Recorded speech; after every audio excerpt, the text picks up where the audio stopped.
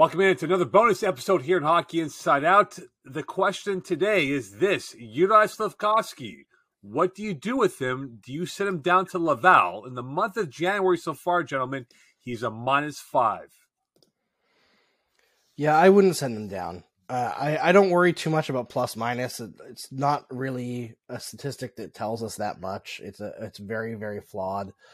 But I look at Slafkovsky. I thought he had a great last game. He was one of the only players against the Kraken who was bringing it in the first period, especially. As the game went on, I thought the top line did all right, but Slafkovsky was a standout. He continually made plays. I know there was a lot of talk about his bad giveaway the game before or 2 games before, and how that might have broken his confidence against, I believe, the Rangers. I don't think that there's any breaking in this kid's confidence. I think that he continues to have the right attitude, and the Canadiens, it's a different situation than, say, with Kotkaniemi, right? Where the kid is on the roster, he's getting a few minutes a game, and there's not really that much direction, right? Even when Kotkaniemi was sent to Laval, what he was told was shoot more. And then after a while, he was told pass more. And then he got up to the Canadiens, and it was shoot more. And there's this back and forth of what he needed to do, but there was no actual skills development. We know Slafkovsky is working on skills development basically every day with Adam Nicholas. I don't see anything going on with Slafkovsky that tells me that he's falling apart from his actual gameplay. He had a rough stretch in December, but almost everybody did. So I don't really hold that against him. I think that we'll see how it goes. I'd like to see him get somebody to work with. Unfortunately, it seems like the only guy that he's really had a lot of chemistry with so far this season was Monahan, and we won't see him for another week and a half or so. So hopefully we get to see that when Monahan comes back. But if Slafkovsky has to play on the fourth line, well, he learns some things that'll help him play fourth line minutes. And if he gets to play a little bit higher in the lineup, that's good too. I'm just not that worried about this situation at this point in time.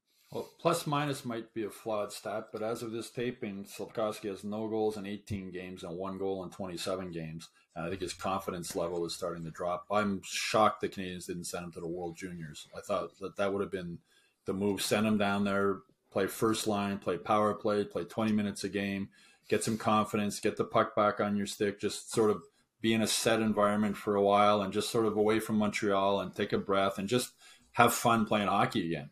I don't understand why the Canadiens didn't do that. You look what Seattle did with Shane Wright. They sent him down there. He was captain of Team Canada, won the gold medal, and now they sent him back to junior. And you look what the Canadiens did with Nick Suzuki when they first got him. They sent him back to junior, and look what happened with that. He went down there and he totally dominated. He was MVP of the OHL playoffs. He came back the next season. He made the team, and he's developed from that. I think right now Slafkovsky's spinning his wheels. I think the NHL game is too fast for him, adjusting to the speed of the game, adjusting to the smaller rink.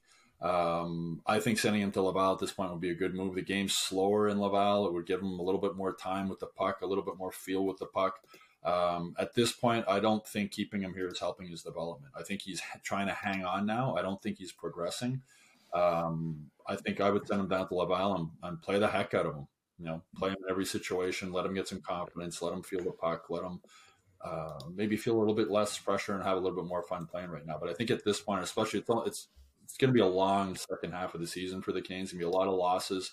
Laval can use a boost down there too. That might help them if they get Slafkovsky on there. But at this point, I just think some time in the AHL would do him good moving forward. I agree with you, Stu. As a young guy, he needs to play. He needs to play in a lot of different situations. He needs to get his confidence back. If they were to send him down in Laval and give him the opportunity to play in many different situations and hopefully try and improve some of his confidence and his ability to do things offensively with the American League level. And this is something that I'm sure the management has talked about quite often, and whether or not they decide to move him there is a big question mark. But obviously, to date, they're happy with the development at the NHL level. But for me, I would like to see him go and play tons of minutes and get a lot of confidence in his overall game, rack up some points. And then, it's not a big deal to bring him back up when he's flying high and, making things really happen down there. to come in and carry that on into the NHL level. So interesting times with them. They've been through this avenue before with their other players. They're all different. How you handle them to get them on the right track is the big question mark. But I don't think it would hurt him to go to Laval. Yeah, you look at Shane Wright. I mean, Seattle sent him to the AHL, and he lit it up in the AHL. He struggled in the NHL. He went down to the AHL. He played really well. Went to the World Juniors, played really well there. I'm sure he's going to light it up in junior. He was just traded to Windsor. I'm sure he's going to dominate going back to junior, and that's going to be good for him moving forward. And then coming into training camp next year, you would expect he'll probably make the Kraken next year, similar to the situation that Suzuki went through when he went back to the OHL and dominated and came back and made the Canadiens. Yeah, I think Laval makes sense for this season for Slafkovsky, but I think what they need to do is, if they're going to do that, tell them, listen, you're going to go down there the rest of the season. Yeah, I agree with you. It doesn't matter if you score 5 goals in the next 2 games. You're not coming back up. Just develop down there, work on your game. It's not a short-term thing. The yo-yo thing that we've seen in the organization in the past, they can't afford to do that with this player. I do disagree about the World Juniors, though, because if they're working on developing pro habits, I don't think at this point Slafkovsky needs to go down there and play against junior players. Like, if he dominated in the World Juniors, I don't think that does anything necessarily for his game right now. I think, like, just because of his physicality, yeah, he's probably going to dominate junior level players. He needs to be playing against men. The AHL is men, so he could go down there and dominate, and that would be good for him. But I don't think he would be served by playing more junior hockey at this stage in his career. Dominating in regular junior hockey, though, and dominating the World Juniors, of course, are 2 different things. So I don't know if Slafkovsky would have dominated at the World Juniors. Would have hoped he would have played very well.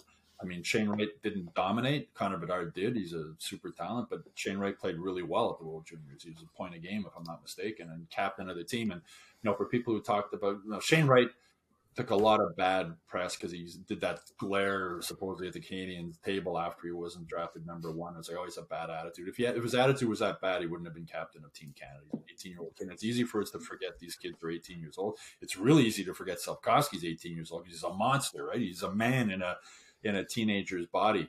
But I agree with you, Andrew. If you're going to send him down, you're going down for the rest of the season. If you score 35 goals, we're not bringing you up, and it's not punishment. We're not punishing you. We like what we've seen from you. We're still happy we made you the number 1 pick. We just want you to go down there, and we want you to have fun. Have fun playing. Play your game. No pressure. And then next year, training camp, you're going to come back. You're going to be back with this next season. This is not punishment we're sending down there because we think it's the best thing for your development at this point. Well, and likely if Laval ends up in a playoff spot, he will go down there at some point this season. Right. They'll send him down like a paper transaction, even if he doesn't get sent down physically around the trade deadline, right? Yeah, and you also one thing that I've been mentioned by Habs fans, that angst starts to set in for these Habs fans saying, well, look what happened to Galchenyuk. Look what happened to Jesper Kotkaniemi. Is this going down the same path, gentlemen, with Slafkovsky that, oh boy, could he be one of those guys and not fully develop with this organization and flounder in the NHL? At this point, I don't see any downside to sending him to the AHL. I see nothing negative about it. And the thing is, the important thing is going to be expressing that to Slafkovsky, that this is not negative. This is not, you're 18 years old. There's not a lot of 18-year-olds who play in the NHL. So it's not, there's other first-round picks in the NHL draft who haven't played in the NHL right away the next season. So it's not a punishment. It's something that I think at this point would be good for his development.